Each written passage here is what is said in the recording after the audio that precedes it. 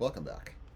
Okay, so what have we done? We're in the part of the course that's focused on dynamism, if you like. We're focused on the fact that the living world is dynamic. And yeah, I mean, when I think about it, I think that, this is really the revolution kicked off by Galileo and Newton and Tycho Brahe and Kepler when they really started to nail the dynamics of both the planets on the one hand, and then in Galileo's hands, problems like the pendulum and projectiles and so on, which seem a bit in the modern, when you are first acquainted with physics now, they seem a bit dated. They don't seem somehow compelling.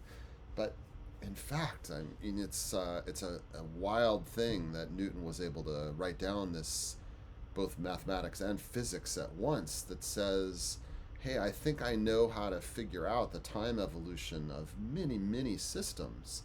And, over the 100 years following Newton, that translated into the Earth Moon Sun system and the Sun Jupiter Saturn example.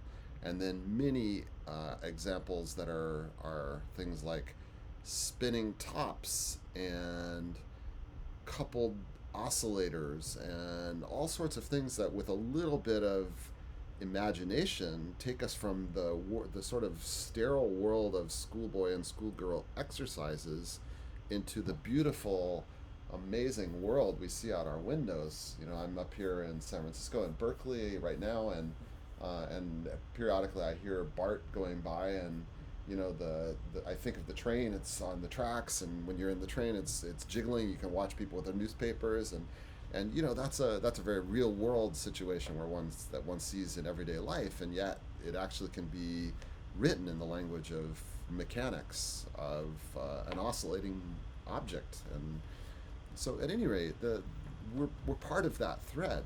We still have, it's unfinished business. This business of trying to understand how do systems evolve over time.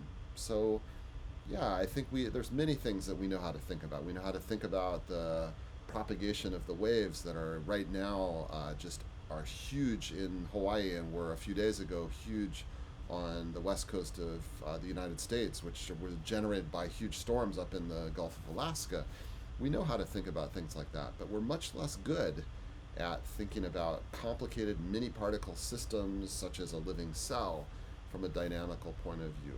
Okay, so with that as my background, what I want to do now is I want to start just inching our way towards thinking about dynamics, but with the proviso that I would claim that it's huge unfinished business. So that, since this is a course, and courses are meant to instruct in some sense, so that means maybe there's some skills that you'll want to take away from the course. That's fine. But I feel like, at least for me as a professor at Caltech, that a much more important thing for me to try to do is to inspire people to ask questions, to say sentences that start with the two words "I wonder," as I mentioned earlier in the term. And the thing that I want to say is that there's this huge unfinished business of non-equilibrium systems, of living matter, and how to think about its dynamics, and what are the principles, as opposed to the specific one-off. This is a particular case study. Okay. So we've already done diffusion, and what we're going to do now is we're going to try to now make our way towards thinking about dynamics writ large, and for systems that are not diffusive.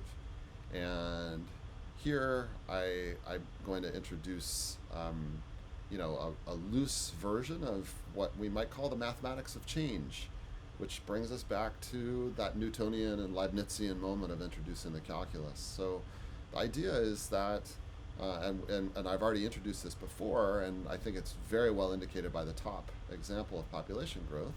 So we did this example. As you can see, going from left to right. Let me highlight this. So this is the population now. There's n of t plus delta t cells in the population currently. How did we get there? Well, we take the population size before, which was n of t, and then we add to it the amount of change. And how do we figure out that? Well, it's the number of cells that divided in our time instant delta t. So that's basically it. So we're going to introduce over and over again, this idea that there's a mathematics of change. It's the language of derivatives, and the idea is we compute the amount of change, we divide it by the time interval of that change, and that gives us delta n over delta t, which in the limit as delta t goes to 0, we're going to give this special notation, dn by dt, and as I always like to kid around, every field has its jargon. Our jargon is dn by dt, but in biology we have ARP23, or BMP 6 or something like this. So there's jargon. It's annoying, and somehow once you get past the annoyance, it's also a labor-saving device. So it's a little bit of a mixed bag. So a second example of the mathematics of change, and again, I'm trying to show you dynamics beyond diffusion. Clearly, this is not diffusive dynamics. The next example is we might be interested in the change in the number of mRNA molecules in some cells. So here I show you some cells.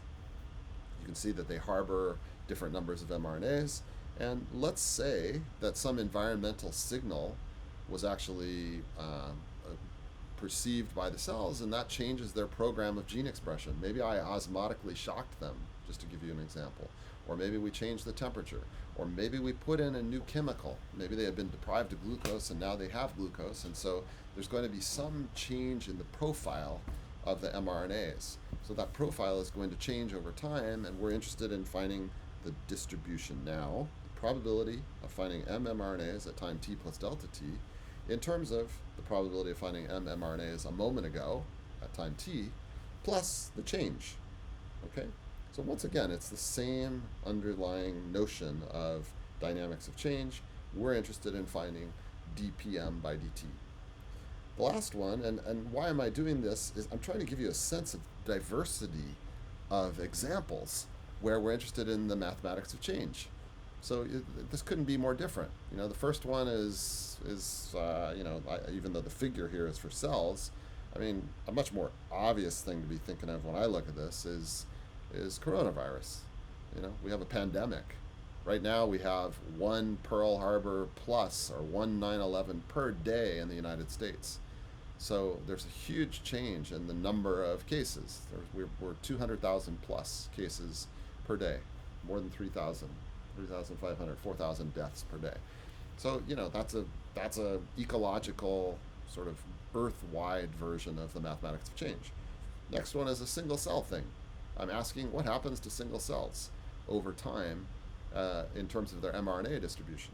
And the last one has to do with cell shape. Very different yet again. So this is geometry, and I want to find out, you can critique this. I'm intentionally being sloppy, or I should say I'm intentionally choosing an easy case where I'm going to describe the front, leading edge of the cell as a height function. It's a little slippery because if the cell shape did something like this with overlaps, then the mathematics that I'm writing down is actually not going to work. People know how to handle that. People like Gauss figured that out long ago.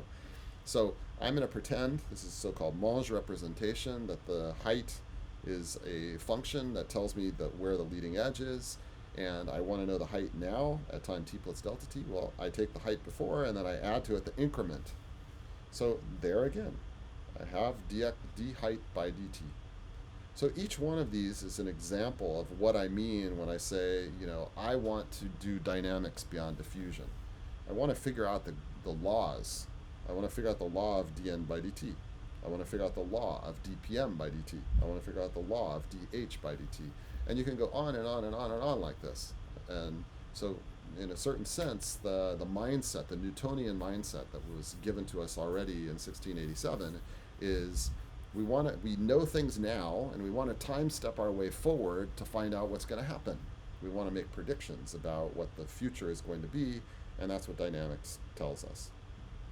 So since this is an introductory vignette, the idea that I'm trying to get across here is we're going to adopt three different protocols, three different ways of thinking about dynamics, and this mirrors what we did for diffusion. You'll recall for diffusion we had three different protocols, or three different mindsets. We had a coin flips mindset, we had a continuum theory mindset, and we had a chemical master equation. And actually the logic is going to be quite similar here. We're going to do what's called the Gillespie algorithm, which allows us, for example, to work out the mechanics or dynamics of mRNA production as a stochastic process. At every instant, either a new mRNA will be created, or an mRNA will be degraded, or nothing will happen. All of those are eventualities that we can accept within the context of our stochastic dynamics. The second version will be dynamics by rate equations, and that's actually the first one that I'm going to do. I'm going to spend quite a bit of time. I'm going to give you many, many examples of chemical transformation, of compartmentalized dynamics, of transcription, and so on, just to Michaelis-Menten enzyme kinetics, just to give a flavor of the breadth of this rate equation paradigm. And then we'll return to the chemical master equation and see that it has much larger reach than the simple example that I did in diffusion. You'll recall that in the diffusion case, we treated all the steps, jump right, jump left, as being equally likely. They all came with probability k delta t. But here, when we think about mRNA, or we think about length of cytoskeleton, in these examples, the rates for the different processes will not be equal, and that's what is going to give these systems so much richness. So it's really quite fun, and I'm pretty sure that everybody will enjoy it. So let me just finish up with a few thoughts. So in the next vignette, I'm going to actually tackle this question of the rate equation protocol, and it's just to give you a sense of the idea that, first of all, rate equations have very broad reach. We're going to think about multiple examples. We'll think about mRNA copies per cell. We'll think about ligand receptor binding, but we'll also think about cytoskeletal length control. And it will follow a very sort of simple algorithm for, if you're sitting on that desert island with Wilson, such that you'll be able to see how to write down this dynamics kind of by following your nose, by doing the various steps that are shown here. And then the other, this is an advertisement, and kind of comes in the spirit of knowing about versus knowing. I hope by the end of the course that you'll actually know. But for the moment, this is just a first invitation to how the Newtonian moment has been transformed into a much broader subject, which goes under the broad heading of dynamical systems.